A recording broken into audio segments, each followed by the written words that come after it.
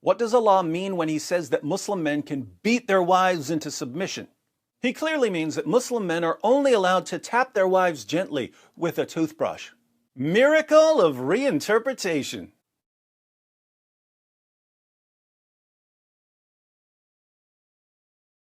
It's like you were mentioning the verse in the Quran about beating and these things. Mm-hmm.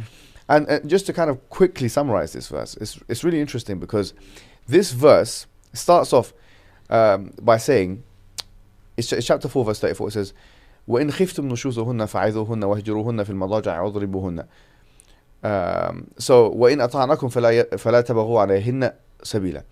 Allah subhanahu wa ta'ala says, if you fear their nushuz, i.e. your wives, nushuz is rebellion, and it can take different forms. Now, the first thing I would say to someone who's asking this question is as follows, really. I mean, I would say to someone, let's say for example, who is, I'm not going to say a feminist, or someone who believes in women's rights, anyone, right? Say to them, do you believe that in all cases, a man, a husband, can never touch a woman against her will? In all cases, absolutely all cases. She might say, yeah, I don't believe in any case it's justified for a woman to touch her husband against his will. A husband to touch her wife against her will in any physical way.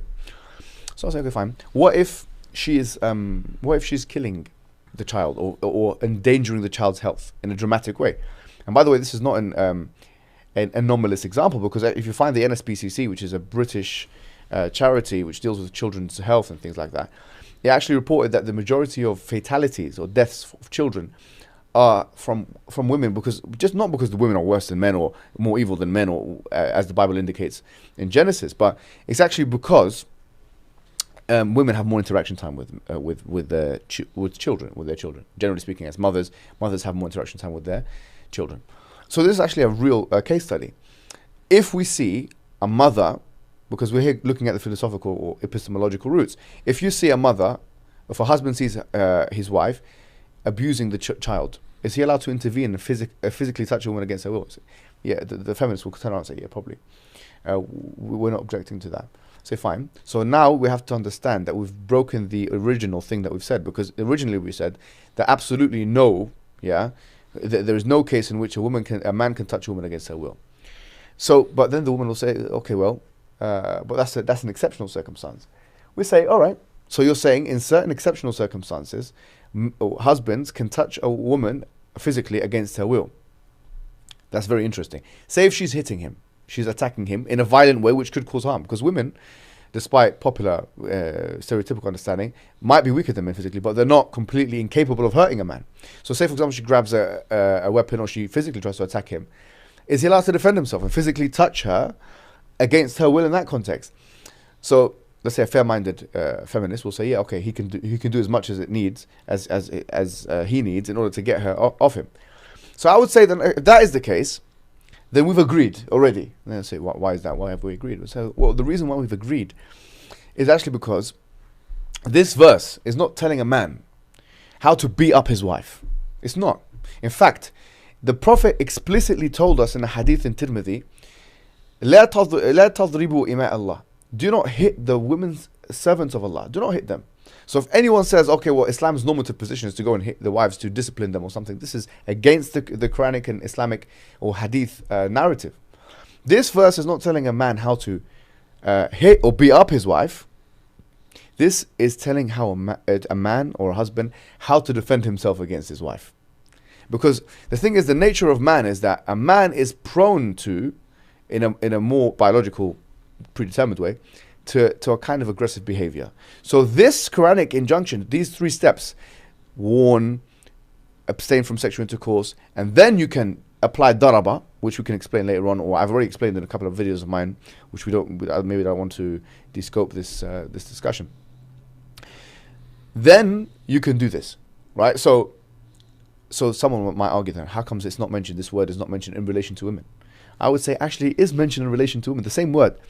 In chapter 4, I think verse 28, 126 or 128, it says, وإن امرأة خافت من بعلها نشوزا أو إعراضا فلا جناح عليهما أن يصلح بينهما صلحا وصلح خير.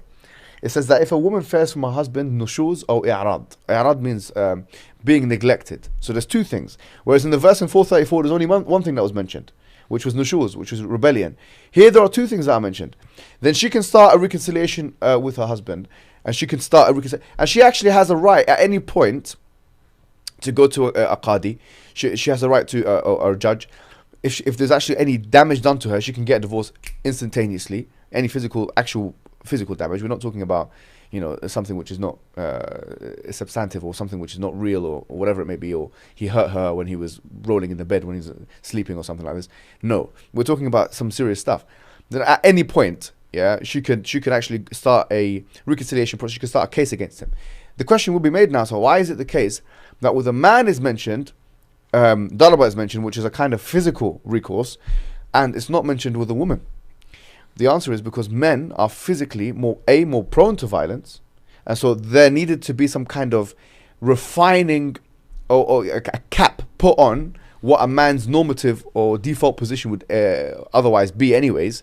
And number two is because if that same injunction was used for a woman, it would put her in a disadvantageous position, because actually if a woman initiates something physical with a man and the man responds in what he would in many cases perceive as self-defense, then she'd be put in a disadvantageous position in which he can harm her physically. So really the Quranic discourse is not one, because the hadith says of the Prophet, إِنَّمَا النِّسَاءُ شَقَائِقُ الرِّجَالِ, that certainly men are equal to women. By the way, the scholars say that this means equal. It means that they're twins or whatever, but also means equal. إِنَّمَا النِّسَاءُ شَقَائِقُ الرِّجَالِ.